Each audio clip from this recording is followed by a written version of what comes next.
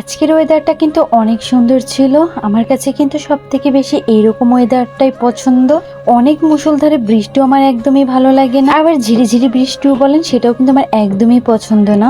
রোদ থাকবে না, বৃষ্টি থাকবে না, কিন্তু হালকা শীতল বাতাস থাকবে, এই ওয়েদারটাই কিন্তু আমার সব থেকে বেশি ভালো লাগে। আর যখনই এরকম বৃষ্টি হয় তখনই কিন্তু আমার অনেক কিছু খেতে ইচ্ছা করে। এই ধরেন গরু মাংসের ভুনার সাথে যদি একটু খিচুড়ি হয় তাহলে তো কোনো কথাই নেই। আবার অনেক ধরনের ভাজা পোড়াও খেতে ইচ্ছা করে, কিন্তু যে এত অল্প সময়ের মধ্যে তো এত কিছু করা সম্ভব না। তো বাড়িতেই 2-3 প্যাকেট নুডলস ছিল, ভাবছি যে আজকে এগুলোই রান্না করি। আমার হাতের নুডলস রান্না কিন্তু সবাই অনেক পছন্দ করে, তো ভাবলাম যে সন্ধ্যার নাস্তার জন্য আজকে এই রেসিপিটাই করা যাক। এখানে আমি কিছু মুরগির মাংস পিস পিস করে রেখেছি, সাথে হলুদ লবণ দিয়ে রেখেছি। এই মাংসগুলো কিন্তু আমি গরম তেলের মধ্যে ভালো করে ভেজে নেব। বাড়িতে এই কয়েক পিসি মুরগির মাংস ছিল, থাকলে হয়তো বা আরো বেশি দিতাম।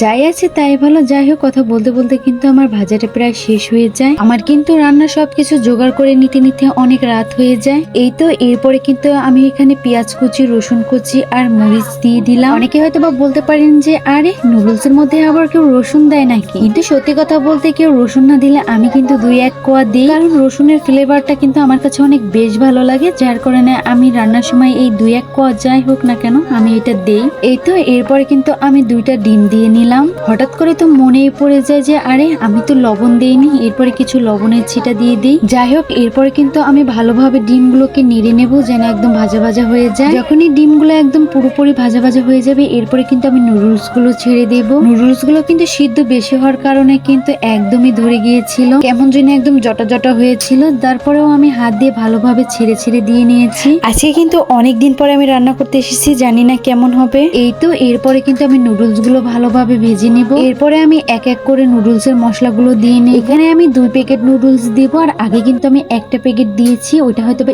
স্কিপ হয়ে গেছে। যখন আমি পেঁয়াজ মরিচের সাথে ডিমগুলো ছেড়ে দিয়েছি ওইখানে হয়তো বা আমি নুডলস এর মশলা একটা দিয়ে নিয়েছিলাম। আর এখন কিন্তু আমি মোট 2টা নুডলস এর মশলা দিয়ে নিয়েছি। নুডলস এর মধ্যে কিন্তু মশলা একটু বেশি না হলে আমার কাছে ভালো লাগে না, কেমন যেন একটা ফ্লেভার আসে না। এই তো কথা বলতে বলতে কিন্তু আমার রান্নাটা একদম শেষের দিকে, দেখতে তো পারছেন কালারটা একদম সুন্দর এসেছে। যখন আমি নুডলস রান্না করি না কেন এর মধ্যে কিন্তু আমি সবসময় একটু বেশি নুডলস এর মশলা দিয়ে রাখি, যদি নাও থাকে আমার কাছে আলাদাভাবে এক্সট্রা ভাবে থাকে সেগুলোই দেওয়ার চেষ্টা করি। আর কিছু রান্না করতে পারি আর না পারি, স্বাদ হোক বা না হোক, নুডলস রান্নাটা কিন্তু আমি অনেক ভালো করতে পারি। এটাতে কিন্তু আমি 10-এ 10 দেবো। হয়তো বা নিজের প্রশংসা করছি বলে ভাবছেন যে ইস আবার নিজের প্রশংসা করছে, আসলে কিন্তু তা না, যেটা সত্যি সেটাই, কারণ এটা আমার অনেকেই প্রশংসা করেছে।